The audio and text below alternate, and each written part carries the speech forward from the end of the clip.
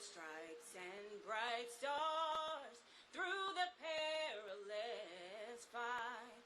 Oh, the ramparts we watched were so gallantly streaming, and the rockets' red glare, the bombs bursting in air, gave proof through the night that our flag was still there.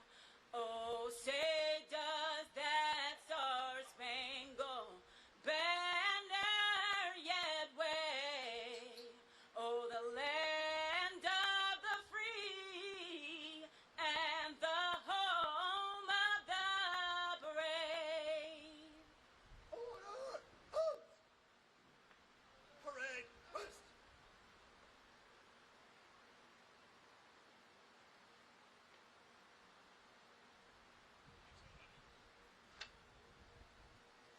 Good afternoon. I'm Beth Hillman, President and CEO of the 9/11 Memorial and Museum. It's my honor to welcome you here to mark the passage of 32 years since the first attack on the World Trade Center in 1993. We gather to pay tribute to the innocent people killed and the more than 1,000 people who were injured that day. The impact of that terrorist attack continues to shape our world, making it imperative that future generations have the chance to learn about it here at the 9/11 Memorial and Museum, which is supported by generous donors, members, and more than 25 million people who have visited the museum. It is our steadfast mission and a great privilege to preserve the history of this tragic event, to honor those individuals who died, to stand in shared grief with you, their family and friends, and share with the world their stories, the courage of first responders, and the resilience of those who survived. Telling their stories helps us better understand the many consequences of terrorism and appreciate the triumph of human dignity. Our commitment to remembrance and paying tribute to those we lost endures.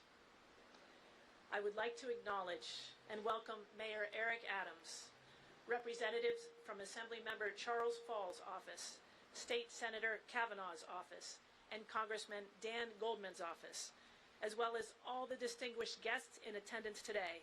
Thank you for gathering with us here at the North Tower Memorial Pool. I'd also like to extend my gratitude to our dedicated partners at the Port Authority Police Department, the New York Police Department, and the New York City Fire Department. FDNY Commissioner Robert Tucker, First Deputy Commissioner Mark Guerra, and Chief of Department John Esposito. I'm glad you're with us, and I appreciate your profound understanding of the solemnity of this day. I'd also like to welcome Kevin O'Toole, Chairman of the Port Authority of New York and New Jersey, and Rick Cotton, its Executive Director. The Port Authority and its staff have been committed leaders at this site, and their dedication to remembrance is modeled every year. And there's no better example of that than our speaker today, Mr. Charles Makish. On February 26, 1993, Charlie was director of the World Trade Center Department at the Port Authority. Following the bombing, he was the senior executive in charge of recovery and reconstruction at the site. We're honored to have him with us again for this day of commemoration.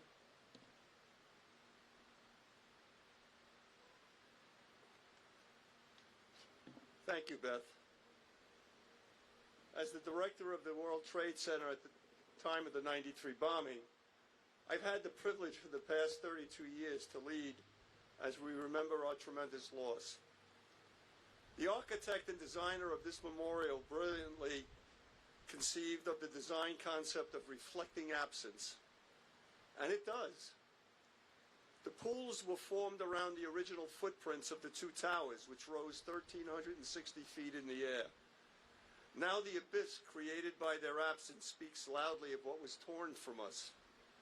So what was here just prior to 9/11 and in 93 that is now absent? Mayor, in short, it was a city within a city. Within the city were 7 buildings, including the Twin Towers, 2 low-rise plaza buildings housing the 5 commodities exchanges, over 10 million square feet of commercial space, more than in 1993 at least the city of Cleveland. The Customs House was here.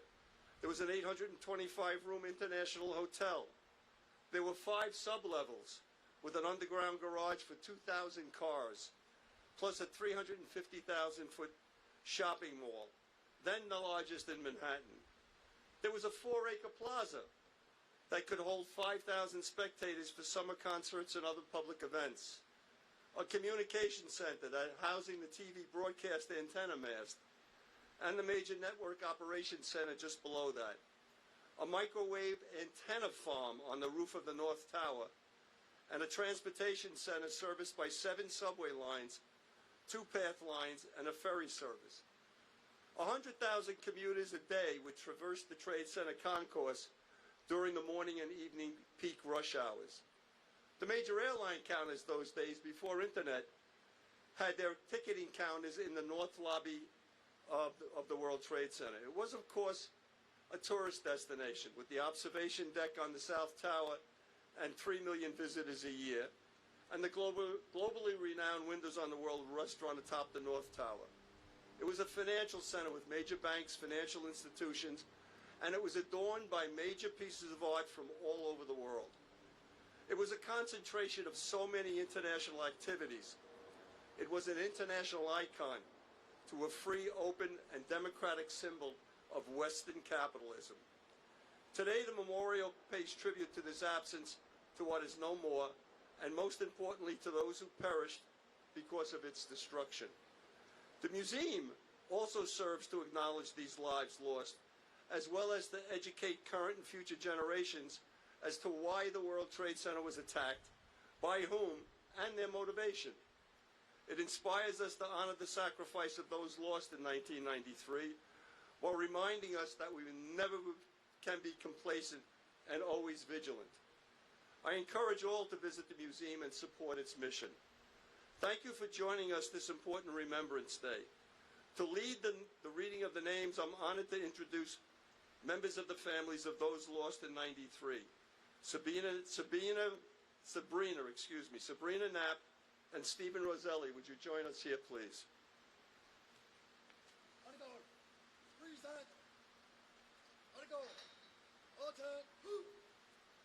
John DiGiovanni, Robert Kirkpatrick, and our grandfather, Stephen A. Knapp.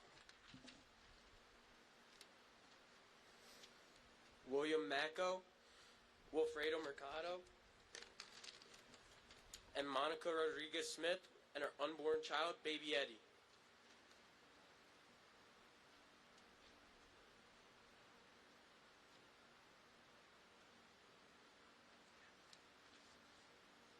Thank you. I'd now like to invite Sabrina, Steve, all the other family members who are here to join us in laying roses at the names of their loved ones on the memorial.